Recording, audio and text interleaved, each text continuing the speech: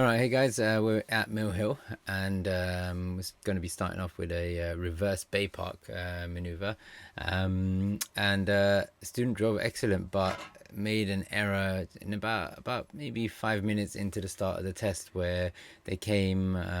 You guys might know the area. It's called Page Street, which is the road, and it's that uphill, massive uphill road. They were had like a meeting situation there and just kind of made an error. But when I did look at the video, it was a bit tough because what happens is the view isn't the best. There's some overhanging branches and stuff which kind of block your view from seeing all the way up the hill. And then there was a sort of position to park up or pull up, I should say, on the left. But the student kind of dealt with that a little bit badly. Anyway, when we get to that sort of situation, I'll go through the video. It should be at about, let me see, I don't know, maybe about 5 minutes into the video or so. All right. So yeah. Apart from that, excellent drive. The route was really straightforward. Even the student was so disappointed, really, because there was nothing tricky. Just that meeting situation. And strangely, there were a few other meeting situations, and the student dealt with them amazingly. So that's a real shame. But it happens sometimes. It's just a one-off, and just all of a sudden a bit of pressure. But I'll run through that in a minute when we get to that. This bay parking was done perfectly, so no issues with that.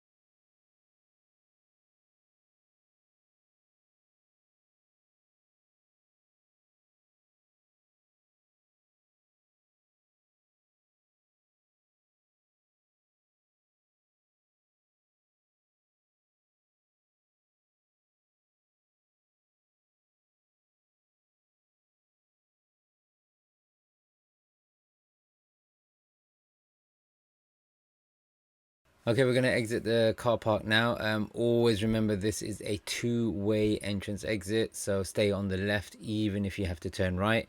So this is the correct position the student is taking, and they're angling themselves well. Then once it's safe to go, they're going.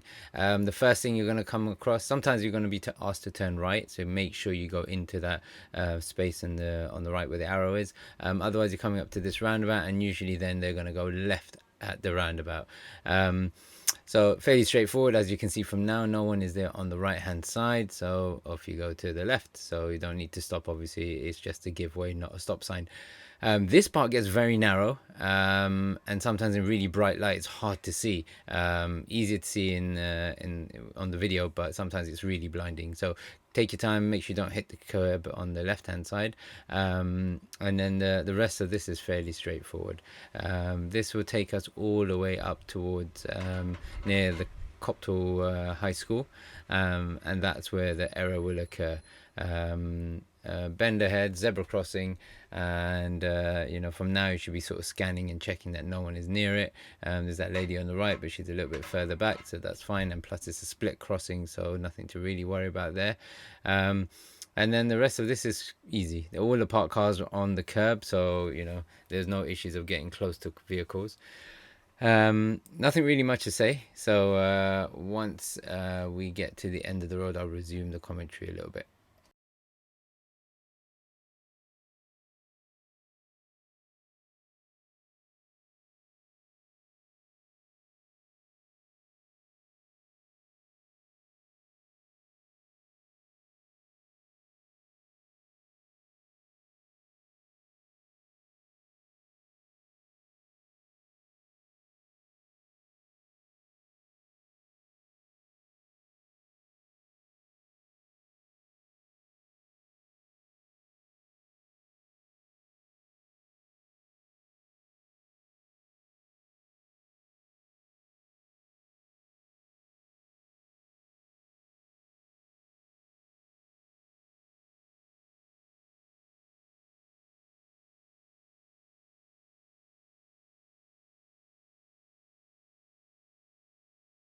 Okay, so now further ahead, pedestrian crossing, you're going to come to a roundabout. There are two roundabouts, but we're going to go left, so we're just dealing with the first one.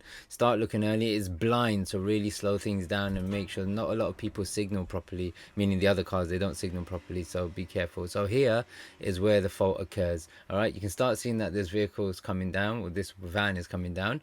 And now it's clear, so the student is going. As you can see, the tree on the right is kind of blocking your view from seeing up the road. So now there's a space on the left, so keep that in mind. And there's the car, and the student should pull in, but they're reacting a bit late. Now they're kind of stuck in the middle of the road. Now, the awkward part is you could try and reverse back. Now the car's flashed them to go forwards. You have to make sure it's safe behind you as well. That's another issue. A lot of students often straight away go into reverse gear and try and go back, and that can be an issue. So now the car's asked them to go into this gap, and this is quite tough for a learner generally, this sort of gap. This is more of an experienced driver gap. But the student's gone in, and they haven't really angled out. There isn't much space, so it's tricky. Now they're going to have to reverse back out, and this is where the examiner had to help them because they did get a little bit stuck and flustered. So it's hard to tell from here whether they could have just full locked and gone out, but coming back out, it is tricky. And plus there's that car right behind them as well, which is the parked car behind them, and this is where the error occurred. So that's all it was really. The car at the top of the road is waiting for them. They did flash, but students busy with checking and seeing if cars are overtaken, as you can tell there. All right, and hopefully I'm doing the audio now, but I'll try and add on the rear view camera if I can. I think I should still have that, so you get an idea of what's happening behind as well. But yeah, apart from that, they're coming out. The rest of it's straightforward, and student does well. So let's see what happens here if they carried on going. Good. So now the students realize obviously that car's waiting for them, but that was it. That was all it was really. After that, they dealt with everything, pretty much straight on. Even the examiner, praised the student. So. Yeah, bit of a shame actually. Overall good drive and really straightforward route, which you guys are going to see soon. All right. Hope you guys learn from the route. Okay, so now we are going to be turning right onto Wise Lane. There's a signboard there. And now, this road is also pretty tough because you always have parked cars on your right hand side. And so, again, meeting situation. So there's a parked car there, cars coming towards us. If they beat us to it, they're going to come out. So have a look, and you'll see that they start sort of 50-50, but they waited for us, which is great. And you've plan A and plan B, which is what I kind of explain later on, but you should think about what a car might do and what you also want to do. So now I've got another scenario. There's a parked car there. This car looks like it's coming out, and then we've got to react to it. There we go. they should wait for us because the hazard's on their side, but they didn't. So plan A would be that they should wait for us, but plan B would be, okay, if they don't, what we're going to do about it. So again, now we've got parked cars on our side. Few hazards with the pedestrians, there's a bin there, so look, they're going to come out near the roadside, so you're going to have to be careful of that. See that? We're getting overtaken, but that's just because they've been asked to park up and pull up on the left. But that little bin scenario, just keep that in mind, because if you ended up driving a bit close to them, or a lot of people stumble off pavements or curbs you could twist an ankle or something like that.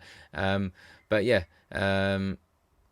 not sure what the students doing at the moment. I think they're just adjusting. But yeah, but these roads are tough. I think they're going to be asked to move off in a sec, and just bear in mind, if you are parking a little bit further ahead, then the curb bends around a little bit. So when you are parking, make sure you're not staying too straight, because obviously the front of your car might hit as the curb bends towards you.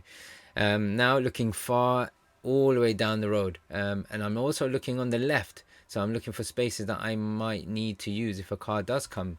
So you've always got to start thinking like this. Start planning ahead. Start thinking far ahead. And if no one comes, happy days. But if someone does come, at least you've got an idea of what you want to do, or where you can pull into. And then they're usually asked to turn right. You have two options. You can turn right here, or you can turn right at the end of the road. And then let's see where the student goes. Usually it's this first one here. This first one here on the right is actually tricky, because when you get... Why are they waiting? Yeah, there you go. Because this part here is a really awkward look towards the left-hand side. You're going to have to really lean over to check on the left. The video doesn't do it justice, but it's a really sort of annoying check. But yeah, now this is another road which is a lot of meeting on, so students doing spot on. You can tell the students really good at meeting situation. There's no issue with it. It's just that one road where they couldn't see up the road, and that was... That's, every time I keep thinking about it, it's frustrating, because it's such a shame that it didn't work out for the student. But again, look at this road. Park cars both sides, really narrow. In Europe, I think when you have park car scenarios like this road would be one way, but here it's not. So you really have to be good at this sort of stuff. Used by Hendon, used by Mill Hill, Bournemouth have stuff like this as well. Every test center does. But I'm still thinking, right, if a car comes, where can I pull in if I need to? They haven't got any spaces to pull in. There's spaces here maybe. Now when I come into the end, any car coming in, they should wait for me. That's how I've got to think. So now, yeah, they're coming to the end of the road, and then they're going to be turning left, and then the rest should be easy, because these are wider roads now. But those, you can see those, those meeting situations had about 3 or 4 again just after that, and then there'll be another one later on. I think around sort of 22 minutes or so, and I'll run through that as well with you guys.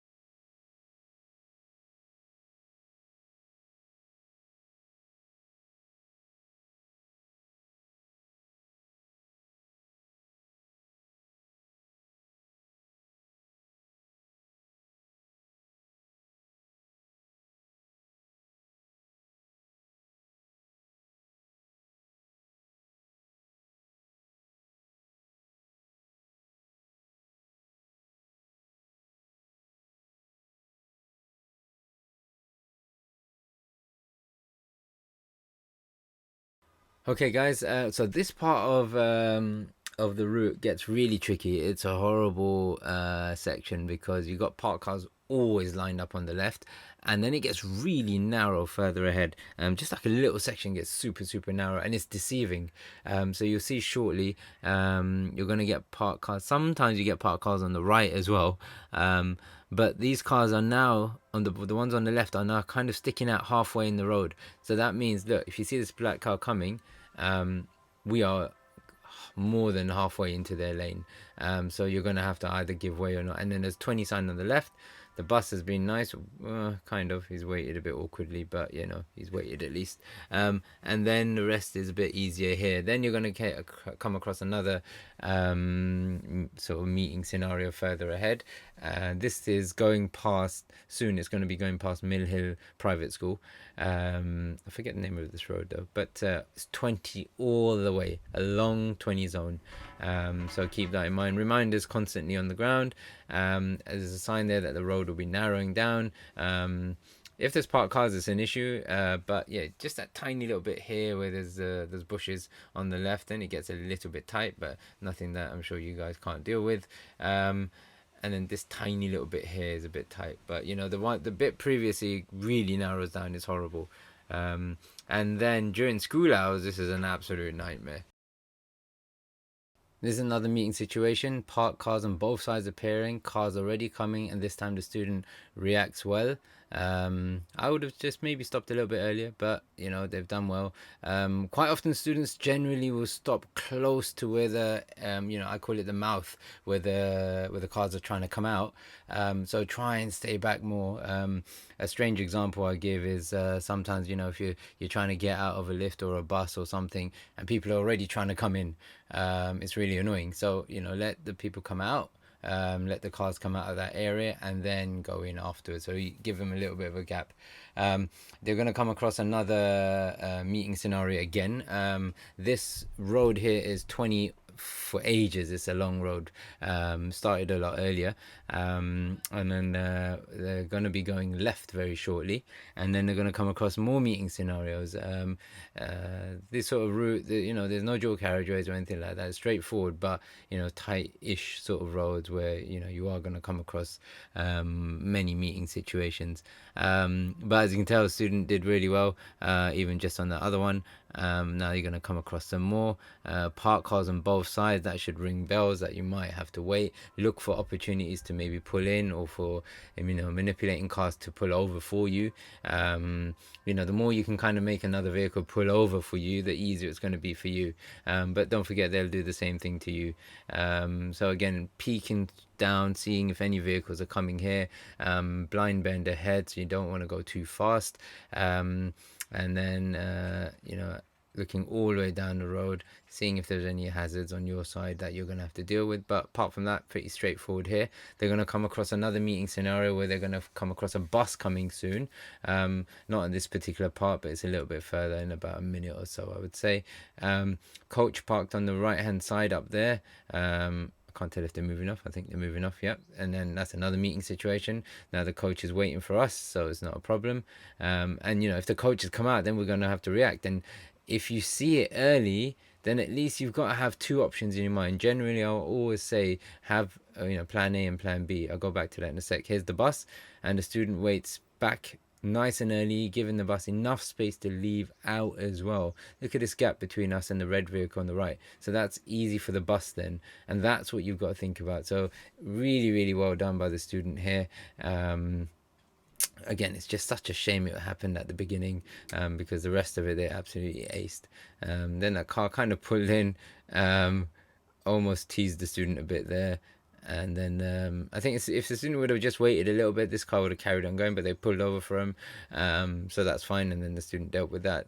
And yeah, this one goes all the way back. Then it's pretty straightforward. Nothing too much after this. They're going to actually go back down the road that they came from, or where the fail occurred, Page Street. So this is Mill Hill Park on the right. And again, there's a big truck on the right hand side. You can see it. So expect another vehicle maybe to try and come through, or you know they should wait. Whoever has the hazard should be giving way, just in case you guys didn't know.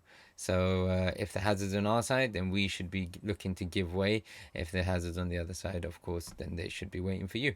But also it does, you know, depend on who gets there first as well. So sometimes if they get there earlier, they'll come out, and then you're gonna have to just react to that.